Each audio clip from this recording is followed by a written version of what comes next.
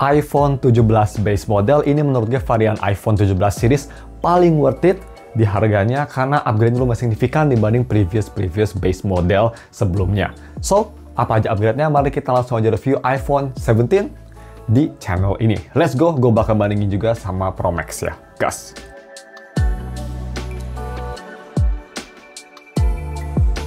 Halo guys, nama gue Mustafa dari StuffTech dan langsung aja kita review iPhone 17. Ini gue beli di warna yang menurut gue warna paling bagus di semua line-up series ini, yaitu Sage Green. Look at that color. So, kita bahas yang pertama aja langsung dari harga dan speknya berapa. Sedikit cerita, gue beli ini tuh PO di Digimap dan gue PO offline di TSM Bandung. Mungkin kalian udah tahu ya kalau misalnya udah lihat kayak post gue atau video unboxing sebelumnya. Dan itu gue beli di harga MSRP yang pastinya di 17,2 juta. What? 2.017.250.000 harganya segitu, jadi belum di markup. Sekarang juga kalau nggak salah sih 17 base model masih aman dari markup ya, setahu gue, so that's good. Dan gue tuh beli ini pakai asuransi Koala juga. Overall itu harganya segitu, 17,2 juta, totalnya sekitar 18 juta pakai asuransi. Dan seperti biasa kalau misalnya kalian mau beli HP ini atau ingin wallpaper Yuzuha, gue udah taruh semua linknya ada di deskripsi. Bagaimana tuh speknya? Speknya ini lumayan huge bomb. Dia pakai Apple A19 yang udah cukup kencang, lebih kencang dari A18 Pro kemarin. Seperti biasa, layar 6,3 inci dan sekarang udah ProMotion, mantap. Baterai juga 3600 mAh baterai, udah cukup, masih bagus. Cuma memang yang agak kurang masih di USB Type-C 2.0. Tapi at least udah support DisplayPort. Sayang aja ya, kalau misalkan para content creator pasti ingin USB Type-C 3.2 karena biar bisa transfernya lebih gampang ya. 2.0 tuh udah jadul banget menurut gue. Next, kita bahas bagaimana untuk desain dan displaynya si iPhone 17 ini. Pertama, kita bahas untuk si desain bagian depan. Bisa kita lihat udah 120Hz ProMotion sekarang, udah LTPO, bisa sampai 1 Hz, jadi udah ada always on display. Dan displaynya sendiri ini kualitasnya udah oke banget, nanti kita bakal bahas lebih detail. Desainnya dia sekarang udah tipis, bezelnya sama kayak di 16 Pro dan di 17 Pro. Jadi udah nggak tebal kayak di 16 atau 17 base model ya, sorry 15 base model maksud gue. Ini udah cukup tipis dan kalau di depan side by side sama 17 Pro atau 16 Pro kemarin sih nggak bakal ada bedanya. Terus kalau misalnya kita ke belakang, ini desainnya masih sama kayak di iPhone 16. Yang personal, gue lebih suka desain kayak gini, kerasa lebih simple dan kerasa lebih bagus dilihat daripada desain Pro, terutama Pro di 17 sekarang. Itu sih opini gue. Warna Sage Green-nya menurut gue ini sangat bagus ya, matcha gitu warnanya, ya Sage Green. Paling bagus menurut gue di line up-nya. Bagaimana menurut kalian? Apakah kalian punya warna favorit? Bisa komen di bawah. Atau sama juga mungkin Sage Green. Desain sih overall gue suka, dan untuk build sendiri dia terbuat dari aluminium belakang, dan bukan belakang, samping. Untuk belakang dia pakai kaca ceramic shield, dan untuk kaca depan dia pakai ceramic shield 2. Ini lumayan bagus ceramic shield 2 karena di JDDIC Everything ini di tes scratch tuh biasanya 6-7, harnessnya ini bisa 7-8, jadi udah bagus banget. Upgrade, jarang banget, ini lumayan revolutionary untuk kacanya, mantap. Terus bagaimana untuk display quality-nya sendiri kalau misalkan nonton film? Bagus ya, dia warnanya terang. Displaynya bukan vibrant banget kayak di Samsung, jadi ya nggak sebagus Samsung gue bisa bilang, tapi udah flagship level, view angle bagus, kontrasnya bagus, di black-nya bagus, overall enak banget buat nonton konten, nggak ada masalah sama sekali. Visibilitas di bawah sinar matahari juga ini bisa terang banget, jadi walaupun base model masih bisa dipakai di bawah sinar matahari tanpa ada masalah selama pemakaian gue. Sedangkan untuk haptic juga ini khas Apple, bagus ya, mute button kalau saya hapticnya. Terus kalau bisa kita launch kamera control juga ada hapticnya. Overall masih sangat intuitif, kreatif, dan hapticnya juga bagus. Bukan terbaik tapi udah sangat bagus, at least lebih bagus dari Samsung menurut gue. Terus untuk fingerprint lagi. Maksud gue biometriknya tuh Face ID. Nah, there you go. Gue saking rindunya fingerprint sama iPhone, gue bilangnya fingerprint terus. Tapi ya, Face ID gak ada bedanya sama previous generation. Sangat cepat, sangat akurat, reliable, gak ada masalah. Cuma, seperti biasa kalian tahu, gue masih lebih prefer fingerprint. Karena menurut gue lebih versatile dan lebih convenient aja gitu. Apalagi kalau misal kalian sering taruh HP di desktop atau di desk, kayak di atas desk. Itu bener-bener lebih enak, karena kalian gak usah ngangkat HP-nya buat nge-scan, tinggal taruh tangan aja dan lebih simpel menurut gue. Untuk gue yang sering di desk ya, itu lebih convenient. Seperti itu, dan kita moving aja langsung ke audio quality-nya. Pertama, audio quality via 3.5mm to USB Type-C converter, tapi gue udah ada converter sendiri. Gue tes pakai IM Tanjim Force, itu IM yang harganya lumayan mahal, 4 jutaan, tapi gak harus HP yang berat untuk ngedrive-nya. Jadi, bagaimana untuk audio quality via hal tersebut? bagus menurut gue. Dia memang buat suaranya lebih ke arah balance to flat, tapi masih bisa nge-retain bassnya juga masih enak. Overall sound quality-nya bagus, masih clear, soundset-nya oke, separasi bagus. Nggak sebagus PC, tapi mendekati lah. Kalau misalnya mau dibanding sama 17 Pro Max, menurut gue sih kayaknya ini decknya sama ya, 11-12 gitu menurut gue. Sedangkan untuk speaker, bagaimana? Speaker memang yang pastinya nggak bakal se-imersif kayak di 17 Pro Max, tapi ini sekecil ini, speakernya udah sangat bagus. Kecil-kecil cabai rawit guys. Kalau misalnya mau dibanding sama S25 Ultra gue, speaker di HP ini lebih bagus gue rasa. Kerasa lebih luas, soundsetnya luas banget untuk HP kecil. Lebih basic, vokalnya kerasa lebih clear, dan instrumen juga kerasa lebih rich. Yang bikin Samsung sedikit lebih bagus menurut gue dari si full volumenya, bisa lebih keras. Ini juga bisa keras banget, tapi nggak sekeras Samsung. Cuma yang bikin bagus, kalau Samsung dia itu agak sedikit distorsi, kalau ini masih clear dan masih enak. Overall speakernya khas Apple, salah satu yang terbaik atau terbaik di harganya menurut gue sih. Ya untuk lebih detail ini di speaker testnya, kalian bisa dengar sendiri bagaimana untuk kualitasnya. Check it out.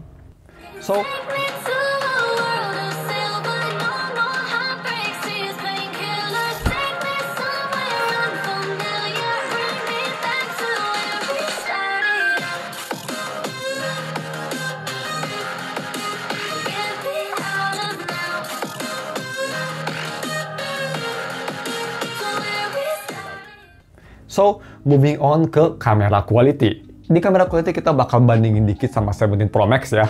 Buat kalian mikir mungkin bedanya sejauh apa sih. Jadi kita bakal bandingin dikit sama yang versi mahalnya. Tapi untuk kamera sendiri, kamera belakang dia pakai setup dua kamera. Dua-duanya di 48 megapiksel fusion kamera, yang satu main, yang satu ultra wide kamera.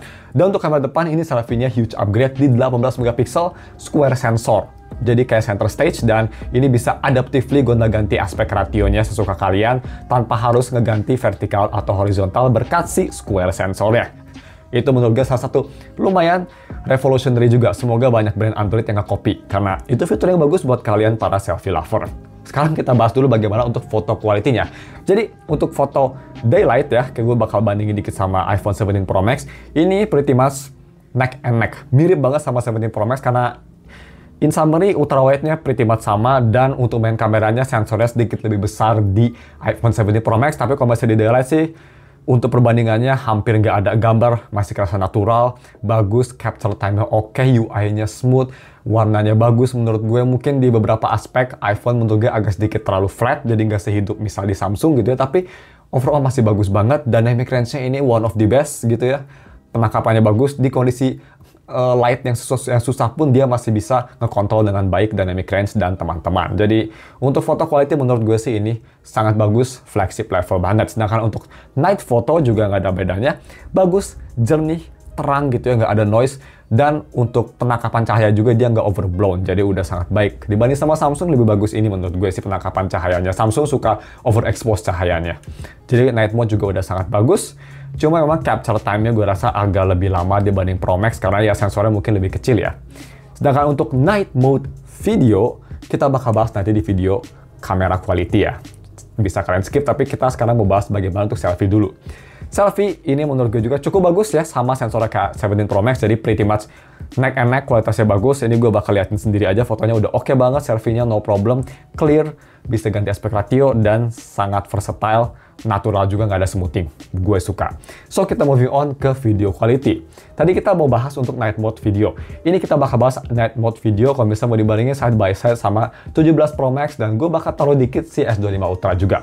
Bisa kita lihat, 17 memang agak sedikit gelap, tapi noise-nya nggak sebanyak S25 Ultra, tapi lebih terang di 17 Pro Max, tapi detailnya lebih bagus menurut gue dari semua di S25 Ultra. Ya, kalian bisa judge sendiri, night mode juga di 60 fps 4K udah oke menurut gue.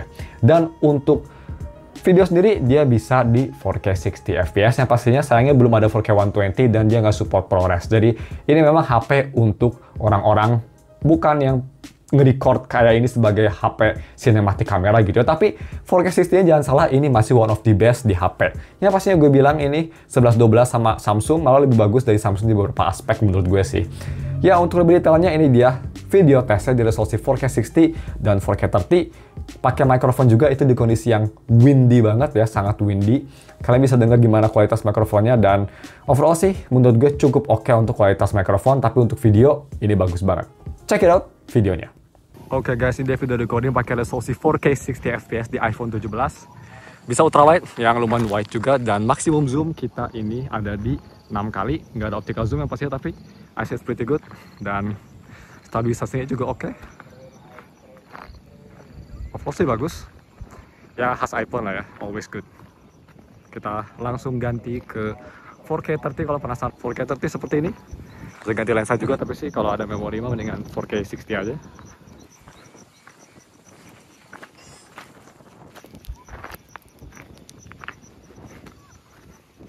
Nice.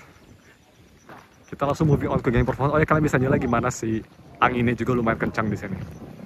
Seperti itu, dan kita moving on ke salah satu kelemahan besar dari HP ini kalau misalnya mau dibandingin sama yang versi Pro-nya, yaitu gaming performance. Kenapa lemah? Karena memang chipsetnya sedikit lebih lemah, satu GPU core kurang, tapi juga dia nggak ada vapor chamber, yang gue rasa itu gue kira bakal nggak ngaruh banget, tapi ternyata sangat-sangat ngaruh. Untuk summary aja ya, gue udah tes gaming performance-nya kemarin di hari Selasa sama Rabu, kalau nggak salah kalian bisa cek di channel gue yang satu lagi.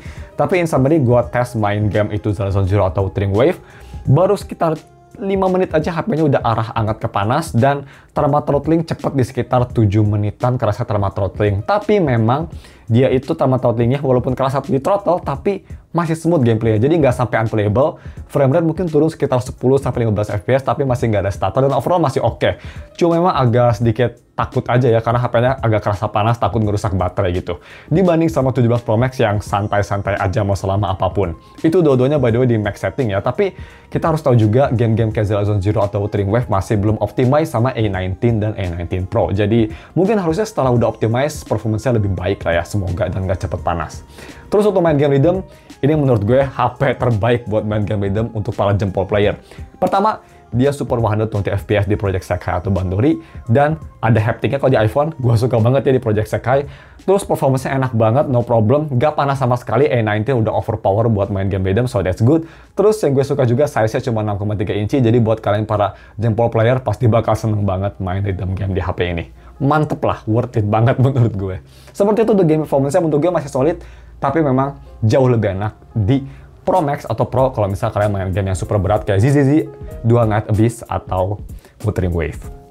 Next, kita bahas bagaimana untuk UI experience. Dia pakai iOS baru, iOS 26. Ini pretty much redesign-nya iOS 18. Apple udah lama banget gak ngeredesign iOS 7 ya. Dari iOS 7 sampai iOS 18 tuh kayak gitu aja desainnya. Akhirnya dia redesign. Jadi sekarang kayak Liquid Glass, ngingetin gue sama Windows Vista atau Windows 7. Banyak yang benci, kalau gue sih mix ya. Overall, desainnya sih gue suka, terutama dari animation speed-nya ya guys. Bisa kita lihat kalau bisa kita launch YouTube gitu. Launch YouTube, kita launch App Store gitu. Setting, semua animasinya dicepetin sama Apple. Gak secepat di Samsung atau Android kalau misal kita dicepetin animasinya di developer setting ke 0,5, nggak secepat itu, mungkin di 0,75, tapi ini udah jauh lebih cepat dari previous iOS yang gue sangat suka. Cuma memang menurut gue Liquid Glass sendiri bagus, cuma masih belum optimize aja, itu yang gue agak kurang suka. Kadang animasinya stutter, kadang animasinya kaku, jadi kayak pakai Android gitu, lucu banget. Ya semoga Apple bisa nge-optimize lebih baik ke depannya. Gue sih gak bakal terlalu banyak nge-blame Apple, karena ini kan first redesign dia, jadi awal-awal pasti bakal banyak kayak gini, tapi semoga dia bisa nyetrika semua bugnya dengan relatif cepat ya, semoga aja. Overall untuk day to day sih ini nggak ada masalah. Multitasking berat pun dia HP-nya hanya hangat sedikit aja, tapi masih enak. Cuma kalau dipakai nge-record 4K 60 memang dia bakal hangat-hangat panas, tapi nggak sampai berhenti recording kayak di Sony, kok aman-aman aja. Overall day to day usage no problem, cepet, kencang, dan responsif kayak HP flagship seharusnya. Nice. Terus bagaimana kira-kira untuk battery life-nya? Seperti kita tahu battery life di 17 Pro dan Pro Max itu bagus banget ya. Bagaimana di sini pakai A19 Pro? Ya berkat si ProMotion display juga, ini baterai di sini menurut gue udah sangat awet banget untuk HP sekecil ini dengan kapasitas sekecil ini. Gue bisa tahan tanpa ada masalah sehari sih, no problem. Sehari, 1,5 hari, dan pemakaian medium to high usage gitu ya. Mungkin sedikit daily commission di Wuthering Wave gitu, masih bisa bertahan tanpa ada masalah, so that's no problem. Ditambah lagi dengan fast chargingnya di HP ini yang lumayan cepat di 40 watt. Sekarang udah di-upgrade, jadi bisa bersaing lah sama Samsung S25 Ultra series gitu ya. Cukup oke. Kecuali nanti Samsung tahun depan S26 series bakal sampai 65 watt ya, Apple harus ngejar lagi. Tapi overall udah cukup oke lah chargingnya. Tapi memang kerasa cukup panas kalau misalkan ngecas lagi di atas 30-60% gitu. Kerasa mulai panas HP-nya karena dia akan nge-speed up charging itu aja. Terus, sebelum kita tutup videonya, gue mau bahas beberapa kelemahan yang gue rasa dari HP ini. Sebenarnya nggak banyak banget karena memang di harganya menurut gue untuk kelas iPhone ini udah cukup bagus upgrade-nya, apalagi dibanding sama iPhone 16 kemarin yang baterainya jelek, layarnya bezel tipis, masih 60 Hz.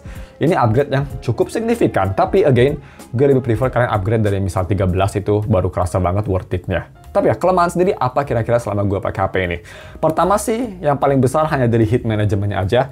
Gue soalnya nge-review juga Pro Max, dan bedanya gue bisa bilang lumayan jauh bedanya. Ya bisa kita lihat tuh, pas gue lagi multitasking berat di kedua HP di biro, bisa kita lihat untuk Pro Max jauh lebih dingin dibanding 17 biasa. Jadi vapor chamber memang bekerja dengan baik di Pro Max, so that's good ya. Kalau bisa mungkin tahun depan Apple masukin vapor chamber di 18, mungkin bagus, tapi kayaknya mereka bakal masukin di 20 kayaknya ya. Apple base suka agak lama kalau di base model. Tapi ya mungkin kelemahannya cuma itu aja sih selama gue pakai HP ini. Kelemahan kedua mungkin dari UI-nya, karena memang UI iOS tuh masih banyak yang lacking, seperti nggak ada universal back, foldernya ya guys, ini nggak bisa digedein terus gak usah mencet 2 kali, kayak di One UI kan biasanya bisa digedein, di Oppo Origin OS juga bisa kayak gitu, di sini belum bisa. Ya menurut gue ini agak sedikit annoying, gue harus mencet 2 kali gitu. Ya semoga Apple bisa implementasi hal-hal tersebut juga biar bisa kejar-kejaran lah sama Android gitu, jangan ketinggalan mulu ya guys. Sama AI-nya juga walaupun udah improve, tapi nggak sebagus AI di Android menurut gue. So, segitu aja kelemahannya dan bagaimana untuk konklusinya. Untuk konklusinya ini menurut gue HP yang namanya phone for everyone. Jadi ini HP yang cocok untuk semua orang menurut gue ya. Karena dari aspek video, gaming masih solid, layar oke, compact juga bagus, tapi nggak kecil banget buat yang suka HP gede juga oke, rhythm gamer bagus, value-nya bagus, warna juga buat kalian yang cewek-cewek suka warna yang kayak gini, pasti banyak yang suka. It's for any type of people, dan di harganya menurut gue cukup bagus, dan ini salah satu HP yang harus kalian dapetin, karena upgrade-nya paling signifikan kalau kalian dari iPhone 13 atau 14. Kenapa nggak dari 15, 16? Karena menurut gue, di ekonomi yang sekarang, gak worth it sih menurut gue. Mending tunggu sampai 18 atau 19 ya. Menurut gue sih minimum upgrade tuh iPhone atau HP flagship Android lainnya 3 tahun sekali itu paling wise sih menurut gue. Bukan wise dari Zone Zero ya. So, itu sih menurut gue untuk konklusinya. Bagaimana menurut kalian setelah lihat video ini? Bisa komen di bawah, segini aja videonya. Thank you for watching dan ketemu lagi minggu depan untuk video review lainnya. Minggu depan kita bakal lihat 17 Pro Max. Stay tune aja. Goodbye.